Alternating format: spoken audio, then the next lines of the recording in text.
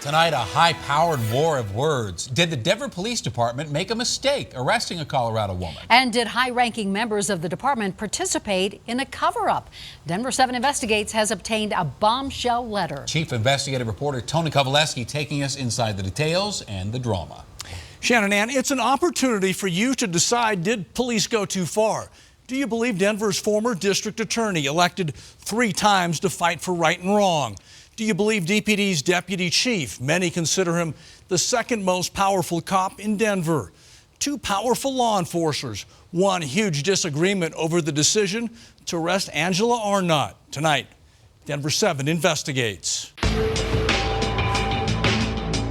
They wrecked my life. Our investigation centers on the decision made to arrest Angiella Arnot. I just knew that my face was all over the TV. A woman is behind bars in connection with an alleged sexual assault. And that I was all over the internet. How long did you spend? 3 days. In jail? In solitary confinement. And our investigation has uncovered this letter written last year by then District Attorney Mitch Morrissey. I cannot remember authoring a letter like that in my 33-year career. And perhaps most important, our investigation asks why the Denver Police Department worked to keep that letter a secret. Does this rise to the level where the mayor should respond? Absolutely. He's the president of Denver's police union. This was a coordinated effort to try to cover up this letter from ever being exposed. Now let's begin with the letter and understand why it's so very explosive. In that letter, the district attorney said you should not have been arrested. I don't think I should have been arrested either. We shouldn't put somebody in jail when we know full well that we're never going to be able to charge them. Then District Attorney Mitch Morrissey made that quite clear when he wrote this 2-page letter to Police Chief Robert White, dated just 12 days after Angiella was arrested and charged with multiple counts of sexual assault. They arrested an innocent woman, and that upset me. Is this a big deal? No. Not a big deal. No.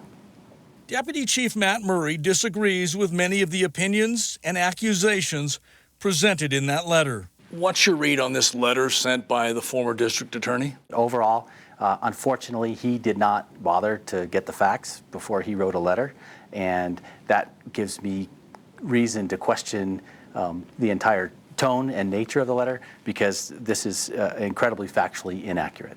The letter accuses the deputy chief of a rush to judgment, not following policy. It said Angiella Arnot's arrest was completely unwarranted. It also says Deputy Chief Murray added insult to injury by allowing this press release announcing her arrest along with a Denver cop. Morrissey wrote the press release subjected her to, quote, public ridicule and embarrassment. This was not a sexual assault. They had the information on her cell phone with her password. All they had to do is check the cell phone and know that they had 2 innocent people that they had arrested. Charges were never filed against Miss Arnot. Correct? Should she have been arrested? Yes. With the information that we had at the time. I'm hearing a tremendous amount of confidence from you that you did nothing wrong. Oh, no, we did nothing wrong, and I did nothing wrong. Deputy Chief Murray says there was sufficient probable cause to arrest Angiella, and he provided this camping receipt as proof he wasn't in the office the day she was arrested. Fair to say this has gotten ugly? Nah, I have nothing against Mitch Morrissey. I think he's read this wrong. What do you have to say to Deputy Chief Murray? Why didn't you do your job? Does the department owe Miss Arnot an apology? I certainly don't. I don't believe the department does either.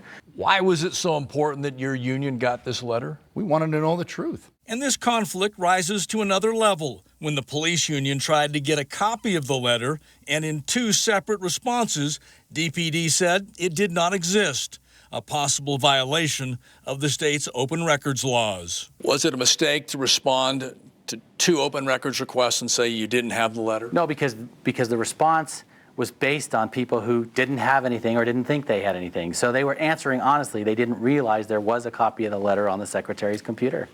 You buy that excuse? No. No. Why? I can't imagine that a letter this scathing addressed to the chief of police, the chief of police is not going to make the deputy chief aware that the district attorney has just basically called him out.